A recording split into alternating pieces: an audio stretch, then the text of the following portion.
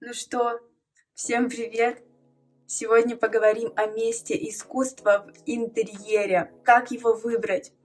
Что это может быть? Продолжайте смотреть, и вы сможете найти индивидуальное решение для любого интерьера. Подбирать предметы искусства нужно на самом раннем этапе. Причин здесь много, одной из которых, безусловно, является бюджет. Располагая полной суммой, гораздо проще аллокировать ее часть на покупку арт-объектов. Это гораздо лучше, чем в конце ремонта обнаружить, что приглянувшаяся картина не подходит в интерьер, или что на нее просто внезапно не хватило денег. That's a sad situation that goes on in the world. Искусство в пространстве — это не только декор, который оживляет интерьер. Это еще и важнейшая составляющая концепции и иногда даже действующее лицо интерьера. Вариантов здесь несколько. Первый. Интерьер строится вокруг предмета искусства или даже целой коллекции. Сначала выбор арта, после выстраиваем цветовую концепцию. В визуализации лучше использовать реально выбранные объекты под конкретный проект. И если уже известно, какие картины могут висеть на стенах, то этим можно воспользоваться. И даже цвета можно позаимствовать из самих произведений. Роспись стен – интересный вариант, когда стирается грань между искусством и интерьером. Мне это очень близко, поэтому я сама занимаюсь росписью. Здесь стены сами становятся холстами, выступают в роли холстов. И не самая удачная, но часто встречающаяся ситуация, когда искусство приходит в готовый интерьер. Если вы узнали себя, это не повод отчаиваться. По этой причине и пользуются популярностью абстрактное искусство и графика. Они вас выручат, они легко вписываются в различные интерьеры, подходят под различную стилистику, и их проще подобрать. Следующий важный шаг. Допустим, вы приобрели картину, и вам же нужно ее расположить в интерьере. Кстати, некоторые галереи предлагают услугу примерки, об этом важно помнить и непременно нужно пользоваться. Центр на уровне глаз. Среднестатистическая высота будет около 150 сантиметров.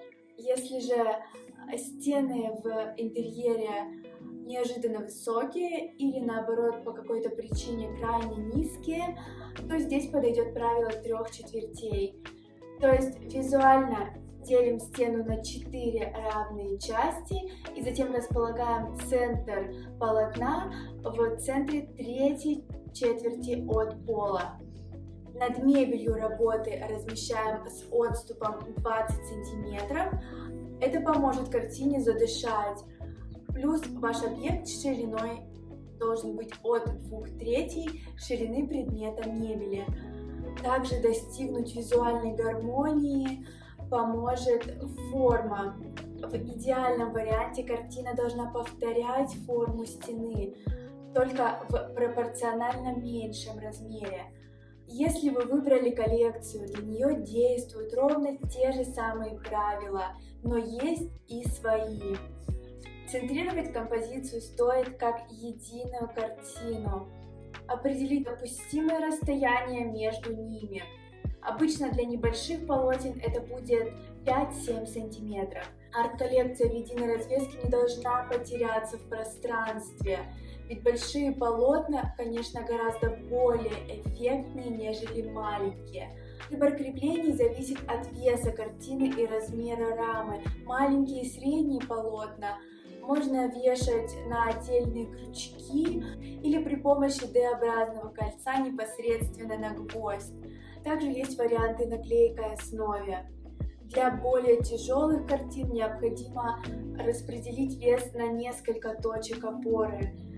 Для этого отлично подойдут вариант с рейлами и струнами, который можно приобрести в профессиональных магазинах.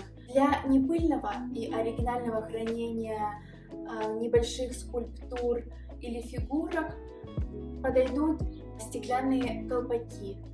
Качественный и подходящий свет также очень важен.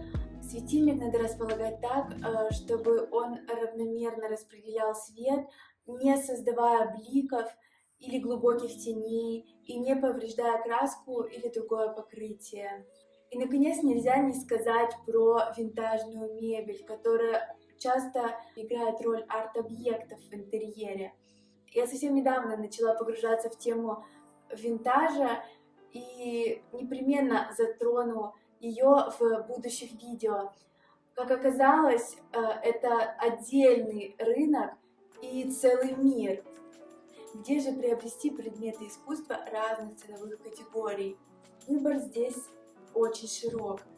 Онлайн-площадки, социальные сети, крупные мероприятия, как Art Basel или Парижская антикварная биеннале, затем ярмарки, такие как Cos Moscow, элементарно в путешествии, прогуливаясь мимо галереи одной из мировых столиц, например.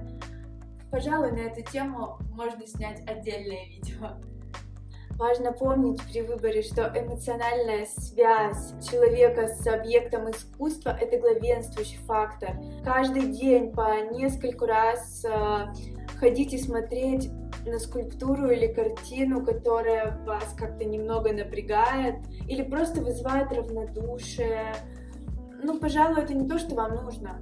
Не обязательно быть коллекционером, чтобы покупать предметы искусства в свой интерьер. Как раз наоборот. Коллекционеры — это инвесторы в арт-объекты, с течением времени извлекающие выгоду из повышения стоимости искусства. Выбирайте то, что вам откликается, и наслаждайтесь искусством каждый день. Это так просто. Спасибо, что смотрели это видео. Подписывайтесь на мой инстаграм, где я каждый день публикую процесс своей работы. Если это видео оказалось полезным, ставьте лайк и ждите новых видео. Пока-пока!